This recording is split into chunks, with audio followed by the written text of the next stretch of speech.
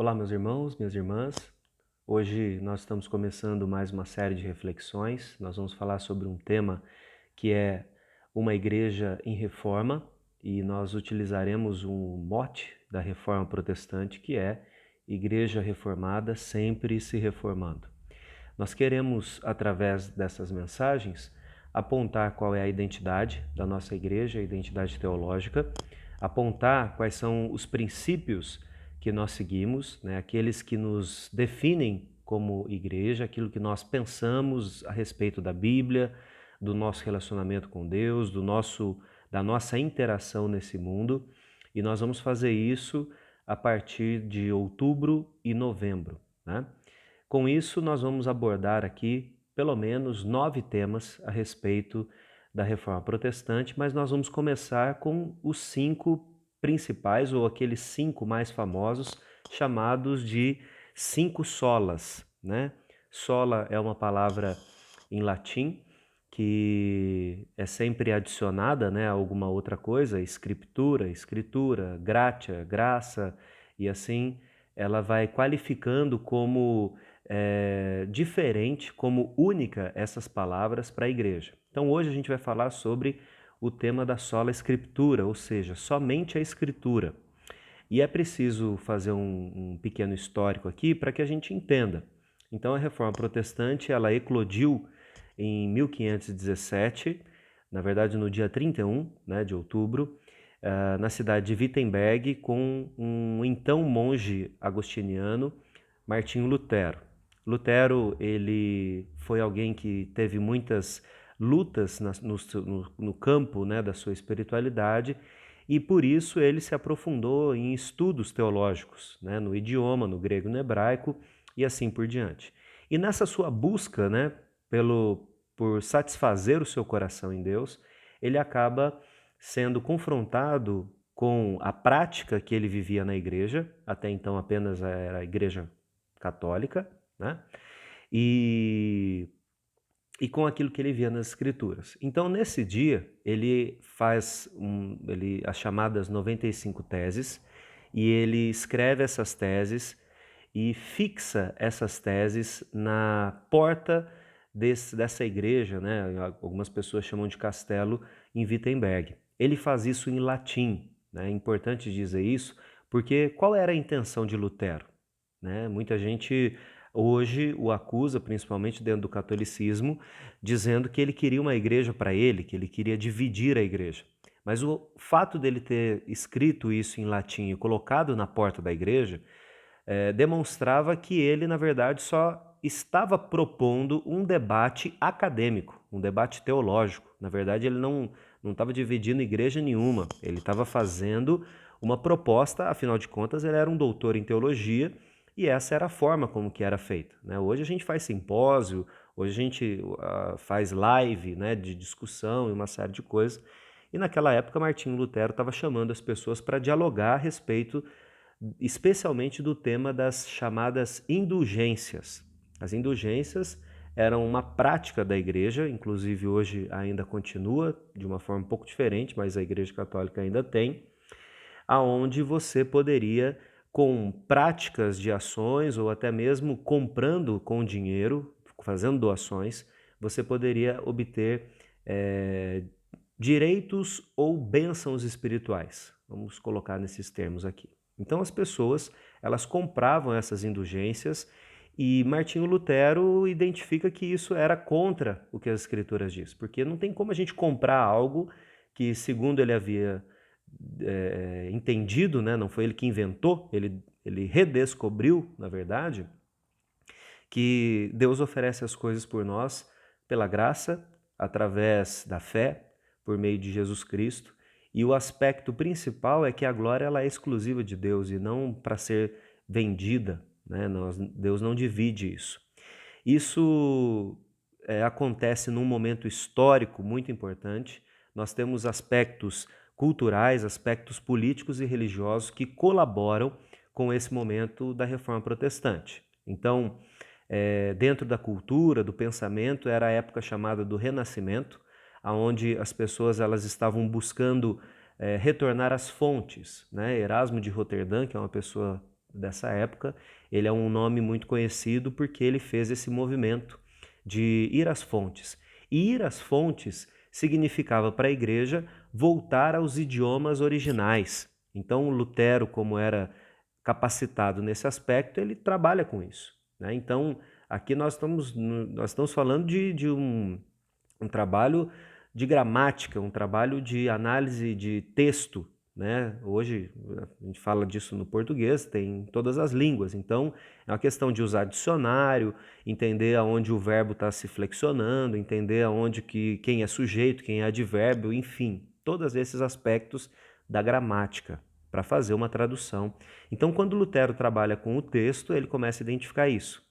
Esse momento, então, do retorno às fontes, do Renascimento, é um momento propício para que se faça isso, né? Ainda que é preciso dizer para nós, e a gente precisa entender, que não há a perspectiva de criar um problema, né? Na verdade, esse problema estava lá e a Reforma Protestante, então, vem trazer um diálogo sobre isso, e é claro que não houve conciliação, foi necessário acontecer alguns rompimentos, né?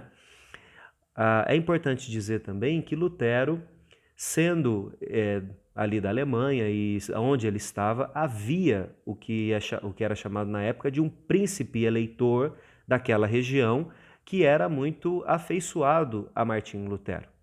E esse príncipe era uma das pessoas que, dentro do contexto político da época, votava, por isso eleitor, ele votava em quem seria o imperador nesse sentido. A política ali era um pouco diferente, a gente não tem muito tempo para falar sobre isso.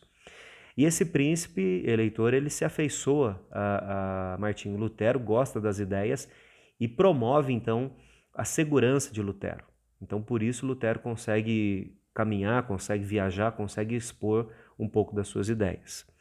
E nós também precisamos entender que naquela época, há pouco tempo antes, havia uma grande inovação, uma grande tecnologia havia sido desenvolvida, que foi a prensa de tipos móveis, tipos, né, as letras, onde se podia compor, né, quadros maiores, textos maiores e imprimir isso com uma velocidade muito maior, que é a prensa lá de Gutenberg, e a gente conhece também a Bíblia de Gutenberg, né? Então isso fez com que aquelas 95 teses, que era uma proposta de um diálogo acadêmico, mais uma vez escrito em latim, para que fosse uma discussão dentro dos portões da igreja, alguém vai lá, tira isso e em poucas semanas, tem estudiosos que dizem 2 semanas, 3 semanas, isso havia se espalhado por toda a nação. Então veja que o sentimento de indignação com relação à postura política, cultural e religiosa era comum na época. Então havia uma dúvida, havia um questionamento, mas não havia como alguém sistematizar isso ou pensar sobre isso. Quando Lutero coloca no papel as suas ideias, isso se torna um estupim para que essa revolução aconteça. Então, a reforma protestante ela é muito mais do que uma reforma no sentido de mudar de igreja, de dar um outro nome para a igreja, de dividir a igreja. Ela é um movimento cultural, econômico, político, social e especialmente religioso, é claro, né? Então, os reformadores, e aí Lutero faz isso, depois a gente vai ter Zwingli em outra região, a gente vai ter João Calvino, vai ter João Knox, vai ter Melanchthon, vai ter uma série de reformadores, e em poucos anos a gente vai ver que toda a Europa ela vai sendo, todos os países vão sendo alcançados pela reforma com pessoas que estão lá dentro do país, e é claro, tendo acesso a materiais de fora, mas havia dentro desses grupos, né, desses países, esse sentimento de indignação que vai sendo sistematizado, organizado a partir da Reforma Protestante. A Reforma Protestante não é um movimento igual em todos os países, os reformadores não tinham ideias iguais em todos os aspectos, tanto que hoje a gente tem igreja luterana, tem igreja calvinista reformada, que é a nossa, aí nós temos dentro disso uma igreja presbiteriana, em termos de forma de governo, mas o ponto aqui é que esses 5 solas que nós vamos estudar nessas primeiras 5 semanas, eles são unânimes dentro dos reformadores, todos eles afirmavam essas mesmas coisas. Então, quando a gente fala sobre somente a Escritura, o que é o oposto disso? Quando a gente afirma, né, que somente as Escrituras são a nossa regra de fé e de prática, nós estamos, num certo sentido, rejeitando a ideia de que nós precisamos de uma outra fórmula ou de alguma outra fonte de conhecimento. Então, é importante dizer que desde daquela época, a Igreja Católica, no caso aqui é o nosso debate, essa mensagem não é para a gente criar problema com a Igreja Católica ou com alguém que é católico, é o importante para que a gente entenda qual é a base da nossa fundamentação. Ela sempre entendeu que a tradição da Igreja, que a voz da Igreja, ela é equivalente à voz das Escrituras, né? Isso significa que, por exemplo, o primado, né, do bispo de Roma, o Papa, quando ele fala oficialmente da sua cátedra, né, da sua cadeira, isso significa que o peso da voz dele é a mesma das Escrituras. Então, aquilo que está registrado nos Evangelhos tem o mesmo peso daquilo que o Papa diz hoje quando ele fala oficialmente. Não tenha essa ideia de que está dizendo que o Papa, tudo que ele fala é a palavra de Deus. Não, quando ele fala a partir da sua característica ou do seu caráter oficial, né? Também é dito que a Igreja é quem valida as Escrituras e não as Escrituras que validam a Igreja. Então, diante disso, começa a surgir algumas questões. Então, quando você dialogava, e até hoje isso tem um pouco, dizendo, mas por que vocês têm determinadas práticas, né, como veneração de imagens, por exemplo, essas pessoas elas vão dizer que é porque a Igreja diz que deve ser feito. E aí, para alguém que é protestante, isso não cabe, né, na nossa cabeça, porque a gente fala, não, mas não está na Escritura. E o princípio que regula o pensamento deles é diferente, porque a Igreja ela é superior às Escrituras.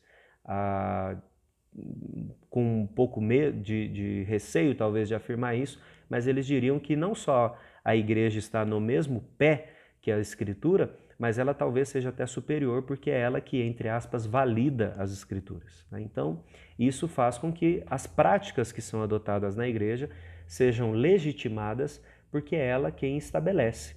A Escritura, ela tem um valor, ela tem um peso, mas ela não é principal, né? Então, a gente pode gastar um tempo falando sobre isso, mas eu quero destacar aqui para a nossa reflexão hoje o texto de 2 Timóteo, capítulo 3, versos 14 a 16. A 17, perdão. Esse é um texto de Paulo falando a Timóteo e ele diz assim: Tu, porém, permanece naquilo que aprendeste e de que foste inteirado, sabendo de quem o aprendeste, e que desde a infância sabes as sagradas letras, que podem tornar-te sábio para a salvação pela fé em Cristo Jesus. Toda a Escritura é inspirada por Deus e útil para o ensino, para a repreensão, para a correção, para a educação na justiça, a fim de que o homem de Deus seja perfeito e perfeitamente habilitado em toda boa obra. Então o apóstolo Paulo, ele começa aqui fazendo uma diferença de Timóteo para os falsos mestres. Então ele está dizendo, eles fazem isso, tu, porém, vai fazer, né? E ele vai estabelecendo aqui. E ele começa então no versículo 14 falando, olha, você tem um fundamento, você tem um conhecimento que você cresceu nesse conhecimento. Timóteo era tinha ali uma família, né, em que a mãe judia, o pai não, mas Timóteo cresce nesse conhecimento do cristianismo, né? E dentro desses fundamentos, a gente entende que ele tinha tanto o conhecimento daquilo que nós chamamos hoje de Antigo Testamento, como do conhecimento que estava sendo construído a partir de Jesus e dos apóstolos, né? E essas palavras dos apóstolos e de Jesus, elas têm o mesmo peso do Antigo Testamento. Isso é reconhecido dentro da igreja, daquele primeiro momento, isso é reconhecido entre os apóstolos, né? E é apropriado, né, para a igreja nesse uso, né? Nós temos muitos documentos, irmãos, do primeiro século, que são atribuídos a apóstolos, mas que não são consistentes internamente, né? Eles não têm a mesma linha de construção daqueles que nós temos hoje como a nossa Bíblia, né, nesses 66 livros, né? Então, quando a Igreja Católica, por exemplo, diz que ela é quem valida as Escrituras, na verdade a gente precisa entender que era uma única igreja, não havia essa denominação, né? Uma segunda coisa para a gente entender é que, na verdade, a igreja ela não validou os livros, ela apenas reconheceu e guardou como um papel, como um privilégio que ela tinha de organizar isso, né? Então, no primeiro século, nós temos documentos muito bons, né? Um deles aqui que eu indico para você, você pode procurar na internet, é chamado de Didaquê. Didaquê é como se fosse um manual, entre aspas, de instrução para a igreja. E se você olhar aquele texto e olhar as escrituras, você vai falar, nossa, mas isso poderia ser acoplado aqui. Mas não houve esse entendimento. E na Didaquê não há nenhuma heresia, não há nenhuma contradição, não há nada. Mas naquela época, esse texto, por não ser um texto de um apóstolo, já não era reconhecido como escritura. Em comparação com isso, as cartas de Paulo, de Pedro, de João, de Tiago, esses sim são textos reconhecidos, né? E os evangelhos, que nem sempre foram escritos por apóstolos, como por exemplo o evangelho de Marcos, Mateus sim era apóstolo, mas Marcos não era apóstolo, mas ele escreve a partir da perspectiva de Pedro. Então é como se tivesse uma supervisão de um apóstolo e nós vemos que o evangelho de Marcos ele é totalmente consistente com os outros evangelhos, né?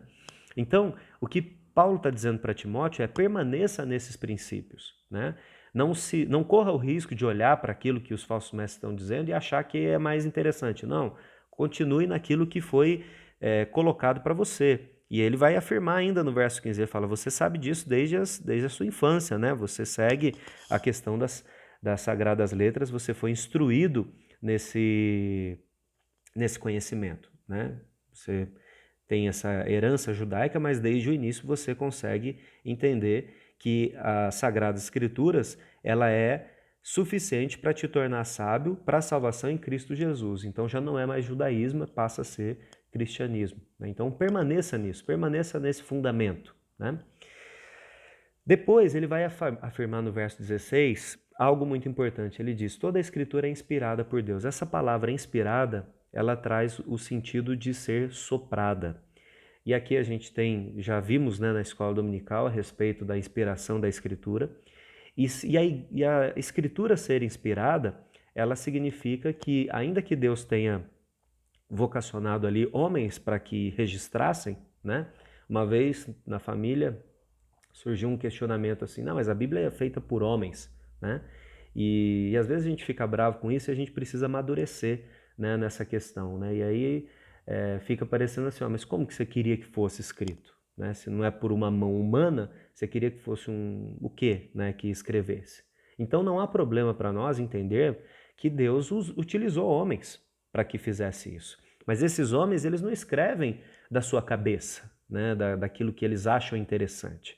Eles escrevem direcionados, conduzidos, levados pelo Espírito Santo, e essas palavras, então, elas são úteis, tanto que já faz 2000 anos que esse texto do Novo Testamento é escrito, e ele continua transformando vidas, e ele continua corrigindo pessoas, e ele continua, inclusive, fazendo o que Paulo diz que a Escritura tem que fazer, ou seja, ela vai ser útil para nos ensinar, ela vai ser útil para repreender, ela vai ser útil para corrigir e ela vai ser útil para instruir na justiça, né? Então, todas essas coisas, elas são colocadas na Escritura por Deus para que a nossa vida caminhe em direção a Ele. E a conclusão de tudo isso é o verso 17, quando ele diz que tudo isso é feito para que o homem de Deus, e aqui homem é o crente, né? Homem e mulher, para que o crente seja apto e plenamente preparado para toda boa obra. Então, nós precisamos olhar para as Escrituras e a igreja reformada, nesse sentido, que é a nossa igreja, ela afirma que a Escritura é suficiente como nossa regra de fé e prática para que a gente aprenda, para que a gente viva, para que a gente faça as coisas desse mundo. E a história e a tradição da igreja, elas não são desprezadas por nós, mas nós entendemos que elas não têm o mesmo peso que as Escrituras. Então, entre ficar com a tradição e ficar com a Escritura, a gente sempre vai ficar com a Escritura.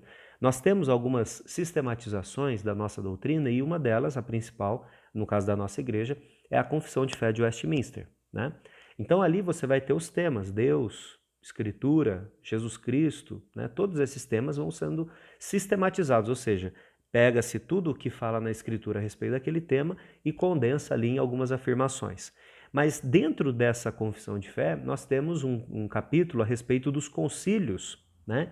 E a própria confissão de fé reconhece que o concílio pode errar, mas que a Escritura não. Isso significa que o próprio documento que nós afirmamos, né, que é uma sistematização, ele já coloca a ênfase de que nós precisamos ter cuidado, porque os concílios da igreja, ainda que cuidem para fazer as coisas da melhor forma possível, podem errar, né?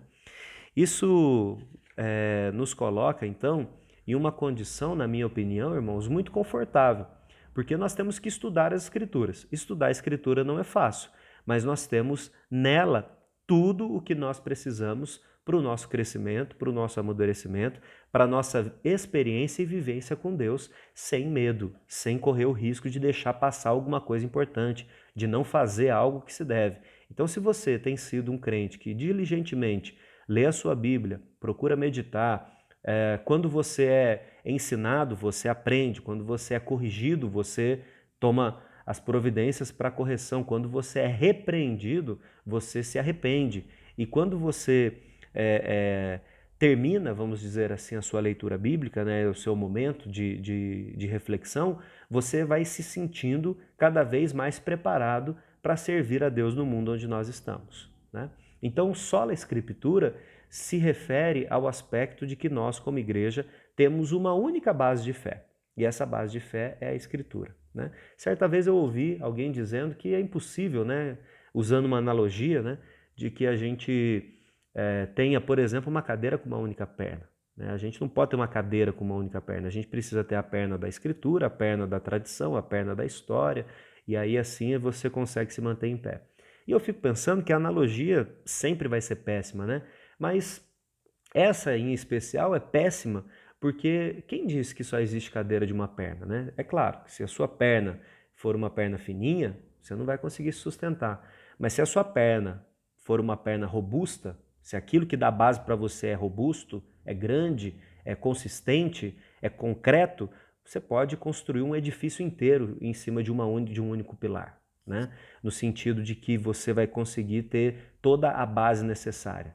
E aí nós precisamos entender qual é o tamanho da Escritura para nós. Porque nós não estamos falando aqui de você ter não sei nem se essa palavra existe, tá? Mas uma bibliolatria, né? De você pegar o livro, né? O livro em si, né? Da Bíblia, e transformar esse livro no sentido de que se alguém dobra uma página está em pecado, se alguém deixou cair está em pecado. Não é isso que a gente está falando com somente a Escritura. Nós estamos dizendo que aquilo que é ensinado dentro das Escrituras, que é determinado pelo próprio Deus, é extremamente capaz e suficiente de sustentar a nossa vida. Agora, se a Bíblia que eu tenho, né, se a forma que eu me relaciono com ela é distante, é desatento, é sem cuidado, é sem me debruçar sobre ela, aí com certeza a minha Bíblia vai ser uma perninha bem fininha e eu vou cair.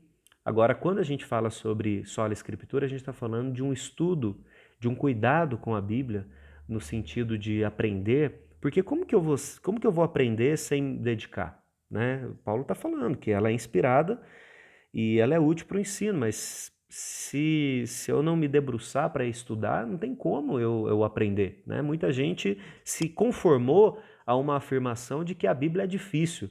Irmãos, hoje não existe mais essa possibilidade. Nós temos muitas traduções e traduções boas da Bíblia que servem para o nosso crescimento. Inclusive, essa questão da tradução é uma questão que suscitou muitos problemas na história, né? Lutero, ele se retira, logo depois de alguns debates que ele teve, para traduzir a Bíblia para o alemão. Isso foi um escândalo tremendo na igreja da época católica. Por quê? Porque onde já se viu o povo comum ter acesso à Bíblia, né? E olha que naquela época pouca gente era alfabetizado, né? Mas foi um escândalo.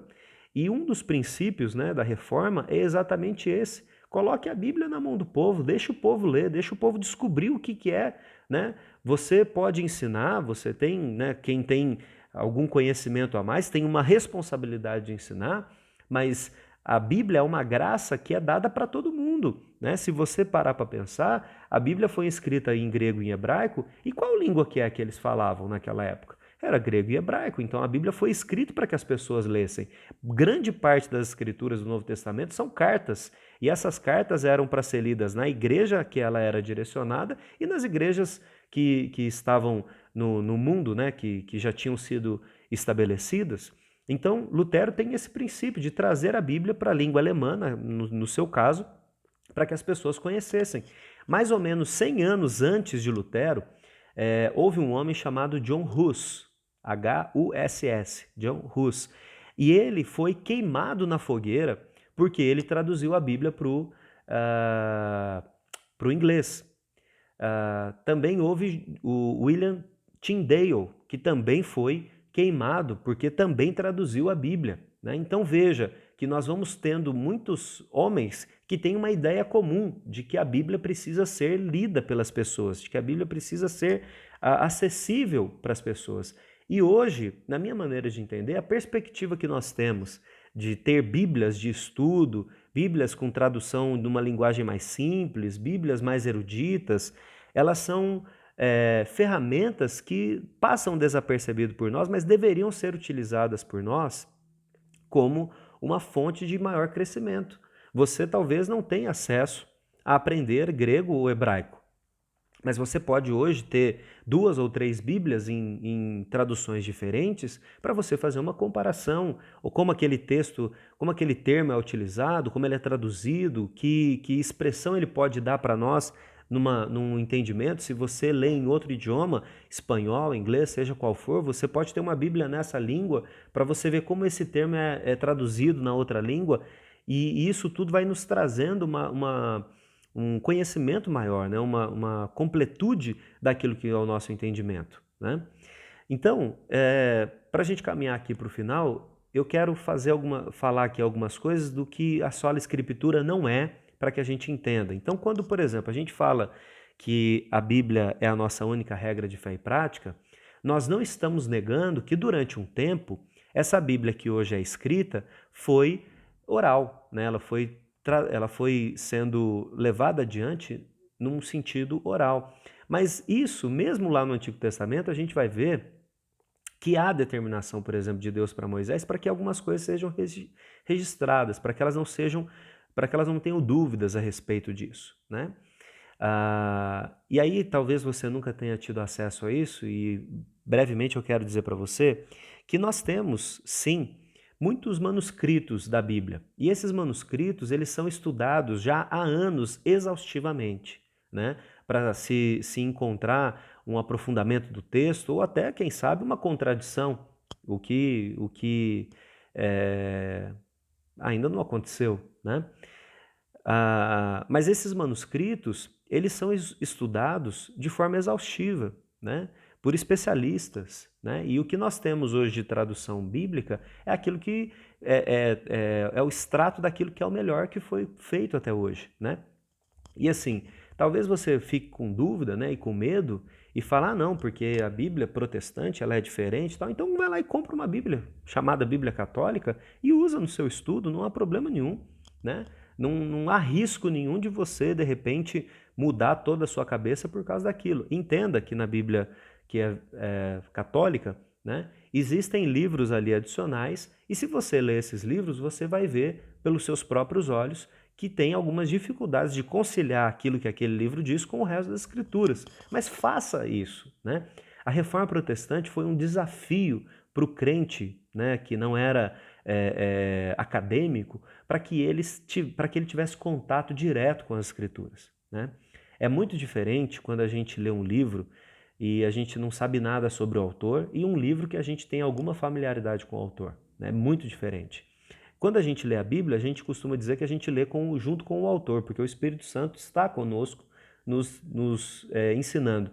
Mas isso não significa que a gente não tenha que estudar, não tenha que se dedicar. Então, a sola escritura não é negar que houve um tempo em que isso era verbal.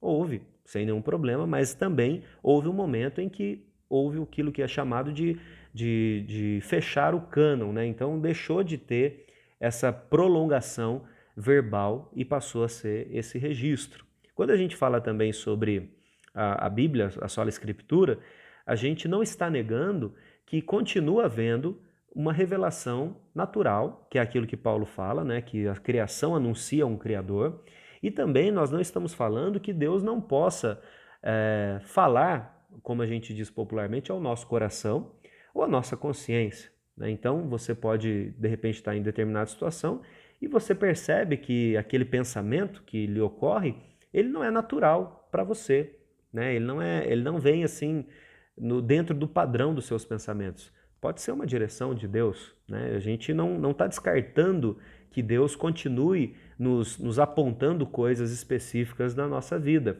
mas nós estamos dizendo sim que esses pensamentos, essa consciência, ela sempre deve ser filtrada pela palavra de Deus. Deus não vai dizer para você algo na sua cabeça que ele não tenha dito nas Escrituras ou que não seja conforme o que está nas Escrituras, né? Então Deus nunca vai te levar a uma ideia mirabolante de cometer um pecado. Você pode esquecer disso, isso aí é o seu próprio coração que está fazendo, né? Ou o diabo, mas não é Deus. Então, aquilo que Deus preceitua como a nossa vida espiritual, a nossa vida de piedade, vai corroborar com aquilo que nós pensamos. Então, uma coisa que eu não sei se acontece com você, mas de vez em quando acontece comigo, é de me lembrar de alguém, né? Às vezes alguma pessoa que não é do meu convívio e eu me lembro dessa pessoa, parece que aparentemente do nada, né? E eu aprendi lá atrás que quando isso acontece a gente deve orar pelas pessoas, né? Não como uma coisa mística, mas a gente deveria orar por essas pessoas. E às vezes a gente até entra em contato com a pessoa. E aí a gente descobre que a pessoa está ou precisando de uma ajuda, ou que de repente aquela nossa ligação fez muito bem para ela e é reavivado ali, talvez, sentimentos, emoções, coisas relacionadas com Deus que a pessoa estava um pouco deixada. Ou tinha, sei lá, não era prioridade para ela e passa a ser a partir daquilo ali. Então, esse tipo de pensamento, esse tipo de percepção que passa pela nossa cabeça, pode ser entendido sim como uma ação de Deus na nossa vida. A gente precisa dizer também que quando a gente fala que a gente tem a Escritura como a única regra de fé e prática, nós não estamos dizendo que o Espírito Santo não atue no nosso coração. Pelo contrário, quando nós falamos sobre a Escritura, nós entendemos que só é possível compreender para o nosso crescimento espiritual o que a Escritura diz, se for através do Espírito Santo. Se não é através do Espírito Santo, a gente não entende.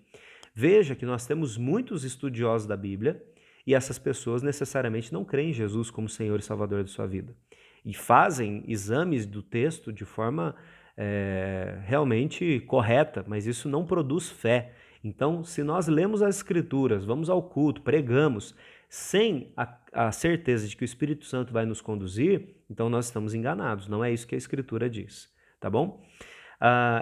É preciso também dizer que a Bíblia ela é a nossa única regra de fé e prática, mas isso não significa que ela vai necessariamente corresponder às minúcias daquilo que nós queremos, né? Então, eu preciso de uma resposta específica dentro do meu negócio, dentro do meu dia a dia. E aí eu falo, bom, então eu vou fazer uma roleta russa aqui com a Bíblia, ou seja, eu vou abrir a Bíblia em qualquer lugar e vou apontar o dedo aqui e ela vai me dar a resposta. Isso necessariamente não vai acontecer. A Bíblia fala muitas vezes de princípios, né? Então, dentro do meu negócio, o princípio que a Bíblia me traz é a honestidade. Se aquilo que eu quero fazer em um negócio X, em um negócio específico, e eu não tenho uma resposta específica, por exemplo, a respeito de um imposto que o governo estabeleceu, será que eu pago ou não? Né? A Bíblia não vai estar lá, ó, então, se for o ISS, paga, se for o INSS, a Bíblia não vai ter essa resposta. Mas ela tem um princípio, o princípio da honestidade, o princípio da generosidade, o princípio do cuidado mútuo, o princípio de honrar a Deus com as suas coisas. Então veja, a resposta está aí, né? Isso porque muitas vezes a gente quer trazer a Bíblia como se fosse realmente uma caixinha de promessas, né? A gente quer procurar nela todas as respostas para nos eximir de responsabilidades. E não é assim que funciona.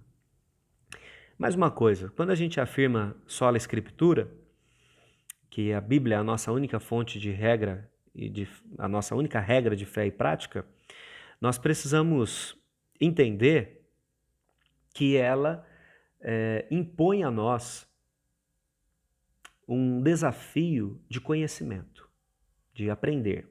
Né? Como eu já disse, você pode usar traduções, mas você precisa entender que a Bíblia ela não vai vir colocada na sua mente sem que você leia.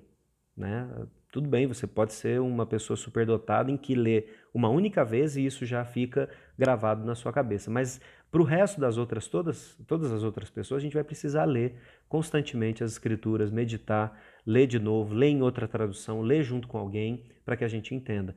Isso também significa que dizer que a Bíblia nos ensina, né, que a Bíblia é a nossa única regra de fé e prática, não significa que a gente não precisa ter um professor que nos ensine a Bíblia. Né? Então, quando a gente tem alguém que de fato está estudando a Bíblia e tem algum conhecimento que pode nos oferecer, nós podemos ouvir essa pessoa. E ela, é claro que a gente vai fazer isso a partir daquilo que a gente já tem de conhecimento bíblico, a gente vai avaliar se aquele ensino é ou não de acordo com as Escrituras. Então, sola Escritura significa que nós temos a Bíblia como nossa única regra de fé e prática. Nós não precisamos da tradição para algo que alimente o nosso coração e a nossa vida espiritual. Nós não precisamos de novas revelações para que isso aconteça. Nós podemos olhar livros daquela época, livros que trazem a história da igreja, e ler esses livros e ser bastante ensinados por eles, mas eles não têm o peso das Escrituras. E nós precisamos entender também que todo livro religioso, né, e muitas vezes esses livros são oferecidos para nós, que tem alterações do texto bíblico, eles devem ser rejeitados. Né? Ainda que, nossa, mas a gente usa isso aqui há 100 anos. Não importa. Se houve adulteração do texto bíblico, ele não serve para nós como regra de fé e prática. Né? Então nós temos a Escritura. E aqui, né, nisso que eu disse no final, da tradição, da revelação, novas revelações, textos textos, livros, né, que transformam, adulteram a Bíblia, nós estamos falando, claro, de outras religiões. Então isso a gente precisa ter o cuidado. Eu tenho aqui na minha biblioteca a maior parte de livros, né, de outras religiões. E isso não é um pecado. Na verdade, você pode até conhecer esses outros livros para que você entenda o que as pessoas pensam. Mas a Escritura precisa continuar sendo a nossa principal regra de fé e prática. Para terminar, irmãos, Lutero, em um determinado momento, numa disputa, né, numa dieta chamada dieta, que era esses momentos de diálogo, né, acadêmico, Lutero estava numa cidade chamada Worms e ele colocado ali diante dele tudo aquilo que ele tinha escrito, tudo aquilo que ele tinha pensado e foi desafiado então a renegar tudo aquilo para que ele não fosse expulso da igreja. Deram um tempo para Lutero pensar, como se fosse assim para que de repente ele mudasse de ideia e ele volta e ele tem uma frase que é muito conhecida que ele diz assim: a menos que eu seja convencido pelas Escrituras e pela razão pura, eu não posso me retratar, porque minha consciência é cativa da palavra de Deus, pois não é seguro nem certo ir contra a consciência. Assim seja e que Deus me ajude, eu não posso agir de outra maneira. Com essas palavras, na história da igreja ficou marcado o que é chamado de sola Escritura. A Escritura é suficiente para nós, ainda que venham consequências duras sobre a nossa vida. Mas se você estiver firmado na palavra de Deus, você vai ter certamente segurança, conforto, sabedoria, direcionamento, paz e uma presença santa para saber como lidar com todas as coisas. Quando nós tentamos nos apoiar em outras coisas que não a Escritura, nós corremos o grande risco de ruir, de cair no erro. E o grande risco para a nossa vida é seguir alguém ou algo que não seja o próprio Jesus. A gente vai falar também a respeito disso logo mais. Eu espero que Deus te abençoe, eu espero que você passe a ter um apreço profundo pelo texto das Sagradas Escrituras, que você medite dia e noite, né, como diz o Salmo, e certamente você vai frutificar no tempo certo. Que Deus te abençoe, que você possa nos acompanhar nessas reflexões durante esse mês. Um grande abraço e Deus te abençoe.